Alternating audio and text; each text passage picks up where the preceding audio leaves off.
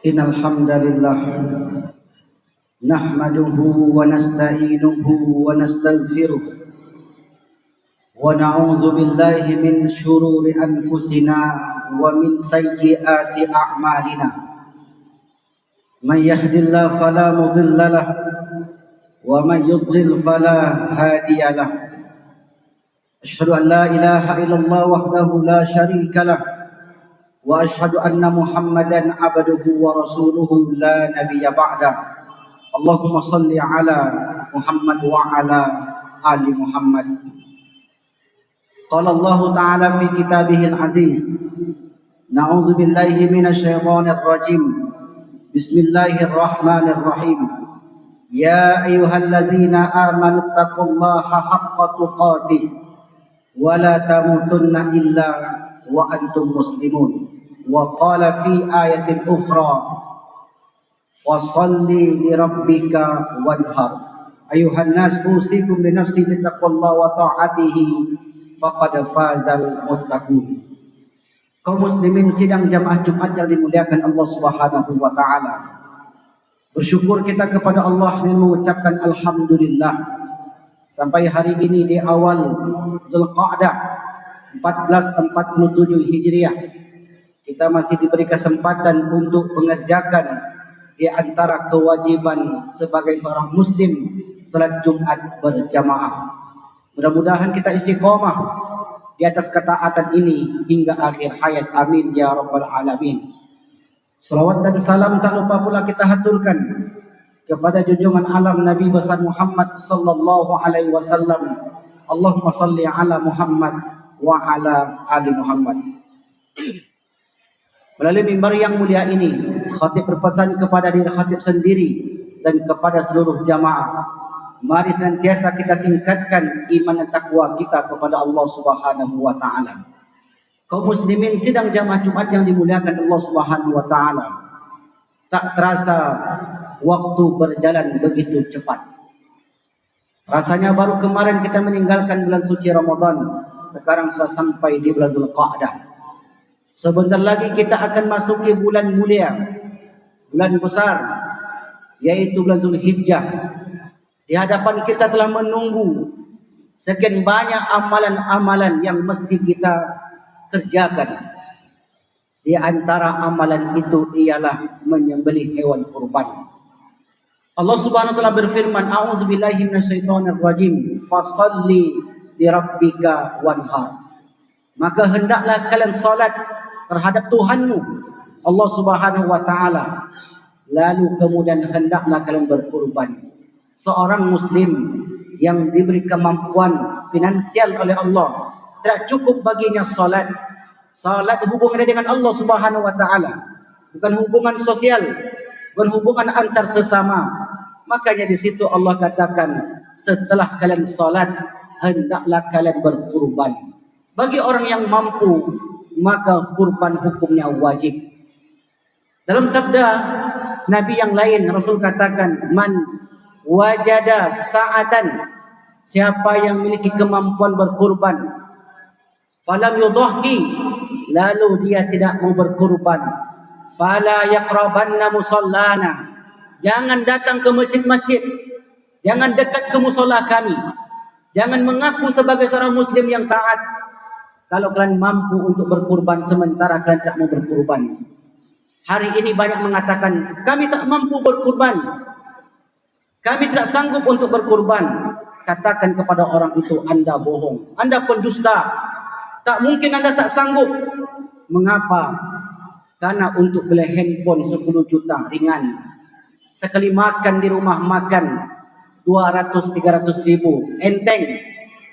Kredit setiap bulannya 6, 7, 10 juta mudah dia bayar. Padahal kurban itu dimensinya ada dua. Dimensi duniawi, hubungan sosial tercipta antar sesama. Dimensi ukhrawi, kelak di akhirat. Imam Al-Baihaqi menyebutkan dalam sunannya, istaghfiruhu dhahayakum, carilah oleh kalian hewan kurban yang baik, yang gemuk, yang sehat, yang besar, jangan yang berpenyakit.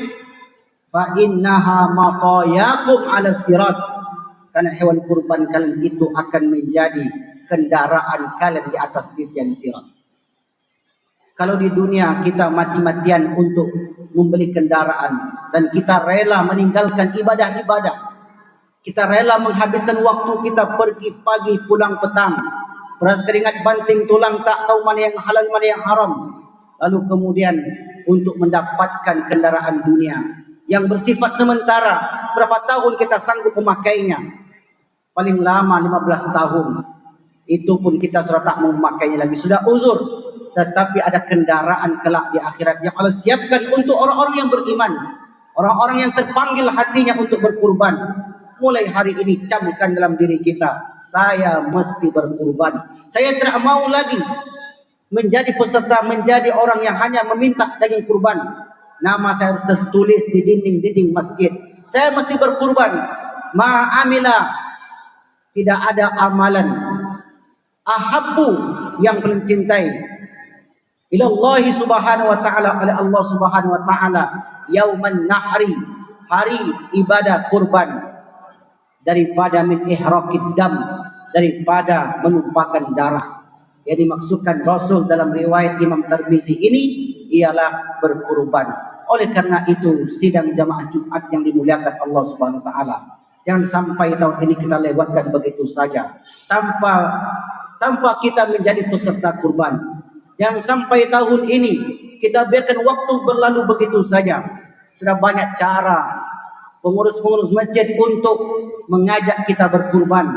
Ada yang iuran sekali sebulan 200.000, jika dikali 12 bulan 2.400.000. Kalau seandainya kurban itu 2.900.000, hanya nambah sedikit, tak mungkin dia tidak mampu. Bukan tidak mampu sebenarnya, tidak mau, pelit, kikir. Jangankan untuk orang lain, untuk dirinya sendiri dia pelit.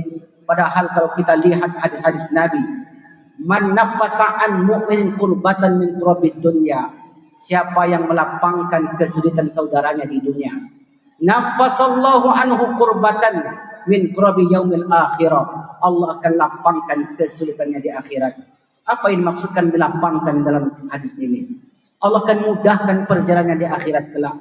Kehidupan manusia tidak hanya di dunia, ada kehidupan yang kekal, kehidupan yang panjang, khalidina fiha abada, kekal abadi selama-lamanya. Ketika nanti manusia akan menerima catatan amal, hendaknya setiap tahun nama-nama kita tercatat dalam catatan para malaikat, orang-orang yang berkurban. Malu. Ada suatu kisah yang sangat menarik. Seorang penjual tisu, dia berjualan di dekat Tugu Songket. Setiap hari saya lewat di sana, saya melihatnya. Tapi ternyata dia adalah seorang jamaah suatu masjid di Pekanbaru ini. Ketika berkurban, dia yang terdepan untuk mendaftarkan namanya menjadi peserta kurban. Malu. Saya sendiri sebagai pendakwah, sebagai penceramah, saya malu. Padahal bukan tidak melakukan, sudah melakukan, sudah berkurban setiap tahunnya. Tapi masih terasa malu. Mengapa? Dia yang kehidupannya jual tisu, jual air minum setiap hari. Mungkin kita kalau lewat di depan kantor gubernur, kita bisa melihatnya sebelah kanan. Kalau kita arah ke Sudirman, arah ke MTQ, kita akan melihatnya. Setiap hari dia terpanggang panas. Tapi ternyata ketika diumumkan nama orang ini nomor 1 ketika dia berkurban, bukan hanya dirinya yang berkurban, istri dikurbankan. Ketika itu kita pun terenyuh. Mengapa dia sanggup? Sesungguhnya itu panggilan hati, panggilan keimanan. Semestinya kita malu yang mengaku jamnya mahal, harga 45 juta, sepatunya mahal, bajunya mahal, tetapi enggan untuk berkorban. Malu kepada manusia, lebih malu lagi kepada Allah Subhanahu wa taala. Waktu masih ada, lebih kurang 1 bulan lagi, maka mulai dari sekarang tanamkan dalam diri kita, saya mesti berkorban tahun ini dan tahun yang akan datang. Tidak ada jaminan kita bertemu lagi dengan tahun-tahun berikutnya. Maka oleh karena itu, mari kita songsong hari raya Idul Adha dengan cara menjadi peserta kurban. Dimanapun kita berkurban, kalau tak sanggup satu orang, tak sanggup setiap keluarga itu setiap orang, maka satu keluarga cukup satu saya, itu paling kurang. Maka oleh karena itu, sidang jamaah Jumat yang dimuliakan Allah SWT, jangan biarkan kesempatan berharga itu berlalu. Banyak amalan yang kita lakukan, tetapi kata Rasulullah, ahabbu yang paling dicintai ketika itu adalah min ihraqid dam, yaitu orang yang menumpahkan darah. Allah firmankan dalam Quran surah Al-Hajj ayat 37, la yanalallaha luhumuha wala dima'uha. Memang Allah tak terima dagingnya, bukan darahnya yang Allah terima, walakin yanaluhu taqwa minkum, akan tetapi ketakwaan di antara kalian. Karena orang berkorban itu diuji imannya, diuji hartanya. Maukah dia berikan sebagian hartanya itu untuk Allah? Jangan kira ketika kita memberi pada orang, kita sedang melapangkan orang itu. Tidak. Jangan kira ketika kita membantu seorang dengan daging kurban yang kita berikan kepada mereka, kita sedang menolong mereka. Bukan. Saat itu kita bukan sedang menolong orang tersebut, tetapi saat itu kita sedang menolong diri kita sendiri. Rasul katakan, orang yang nafasa'an mu'min kurbatan min kurabid dunya, mau dia menolong saudaranya di dunia, mau dia berbagi kepada temannya di dunia, tetangganya, orang miskin, maka Allah nafasa'anhu kurbatan min kurabil akhirah. Maka nanti di akhirat berbagai kesulitan, berbagai kepayahan yang dia lalui, Allah akan mudahkan segala urusannya. Maka oleh karena itu, dimensi kurban ini, dimensi duniawi dan juga dimensi ukhrawi. Oleh karena itu, jamaah yang dimuliakan Allah SWT, jangan biarkan kesempatan berharga ini, jangan biarkan waktu berlalu begitu saja. Mari kita sisihkan sebagian harta kita untuk Allah SWT. Mudah-mudahan Allah terima takwa kita, Allah terima amal kita. Semua itulah kelak yang akan memberi pertolongan kita di hadapannya. Fa'tabiru ya ulil absar la'allakum turhamun.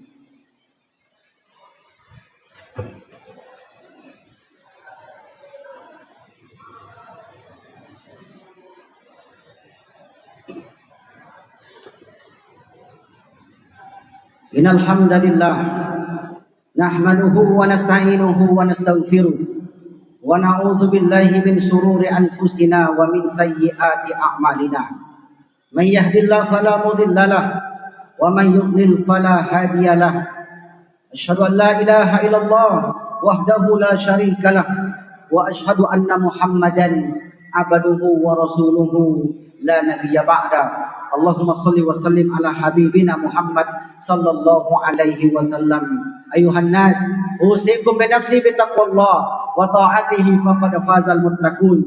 Qala Allah ta'ala fi kitabihil aziz, na'udzu billahi minasy syaithanir rajim. Bismillahirrahmanirrahim. Wal asri innal insana lafi khusr. Illal ladzina amanu wa 'amilus shalihat wa tawassaw bil haqqi wa tawassaw bis sabr. Innallaha malaikatahu yusholluna 'alan nabi. Ya ayyuhalladzina amanu sallu 'alaihi wa sallimu taslima. Allahumma ighfir lil mu'minina wal mu'minat wal muslimina wal muslimat al ahya'i minhum wal amwat bi rahmatika ya arhamar rahimin. Allahumma taqabbal minna salatana wa siyamana wa ruku'ana wa adhkarana wa tilawatina wa adhiyatana fi hadzal 'am insyaallah.